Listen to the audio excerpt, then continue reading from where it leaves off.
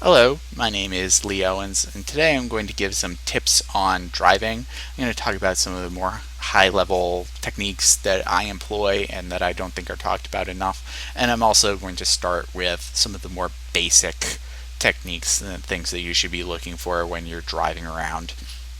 Familiarity with your vehicle is probably the most important thing. Understanding how it drives, how fast it accelerates, what your turn radius is, how fast you turn, how fast you stop. All those little quirks that make your vehicle unique are going to help you if you understand them. Also, it is important to be familiar with the roads. Route selection is very important. Understanding the setting of the road. Is it a highway? Is it a back road? Is it, kind of more a country road? Like all those little quirks about the road will help you if you understand them. It is also important when you're starting your vehicle to know that that is when you're most likely going to hear problems when things are just getting started. That's when you'll hear things like cracked belts or loose belts. Any problem with your engine is most likely going to be the most obvious when you're starting your car as opposed to when it's in operation. When you start your car, you're probably going to be looking in the direction of travel. When you start and you back out, it is important to physically turn around. Same thing when you're changing to a different lane. It is important to physically turn and look to the lane that you're moving in, or when you're taking a right hand turn. All of these things. And the reason is that your mirrors are not the best. They have gaps in their coverage, and it's very easy to have accidents if you don't physically look. You'll save yourself a lot of headaches if you physically look in the direction of travel that you're going to be going in. Also, it is important to understand that the speed limit is far more malleable than people give it credit for.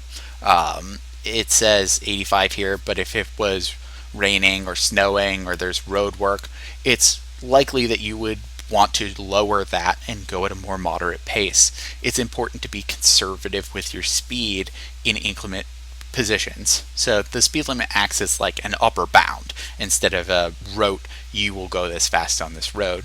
It's also very likely that in certain Midwestern states or Texas that you can exceed the speed limit if you know what you're doing. It's more or less allowed, specifically in states like North Dakota. North Dakota does not have a lot of traffic. Traffic patterns are very telling about route selection, which is very important when you're trying to be efficient while driving. Lights tell you a lot about how traffic works on a specific road. The timing of the lights at intersections tells you which road has priority and therefore is most likely to have more traffic. It's also important to understand how roads all connect to each other so you can take the most efficient route between two places. You can use this knowledge on new roads. If you spend some time analyzing roads that you always use and just kind of paying attention to things like light timings, then you can use those same techniques and look at a map and kind of figure out in a new city or a new section of the same city which roads are going to be more efficient, which roads are going to have more problems, which roads are near attractions that is going to cause more traffic, how to approach those attractions in the most efficient way possible and save yourself some time when you're out there driving around looking for the shopping center or what have you. Left and right hand turns are something that I see bungled more frequently than not. A left hand turn is going across lanes of traffic, so you just need a gap of a few seconds to be able to cross the road without getting T-boned. When you're taking a right hand turn, you're actually merging with a lane of traffic, so it is important that you be going a consummate speed with that lane of traffic, which is to say, don't take a right at a dead stop unless you have to because of a light or a stop sign. Try and be going a reasonable speed, which is the same thing that I see happen a lot when using an on-ramp. When using an on-ramp, the goal is to be going the speed of the highway by the time you get to the lane. So that way you're not in danger of getting hit. You're going to be going a reasonable pace. It makes things actually safer to be faster. Talking about lanes of the highway and merging with the highway, there are three basic categories, which is your merging lane, which is the lane I was just talking about. And you should only be in that lane when you get on the highway or get off the highway. Otherwise, you should be in the center lane or one of the center lanes, which is just normal traffic. Go the speed limit and you're fine.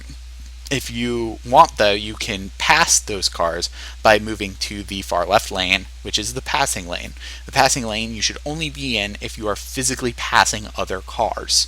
But by doing so, you're actually making things safer. Momentum versus speed is something I don't see really distinguished anywhere.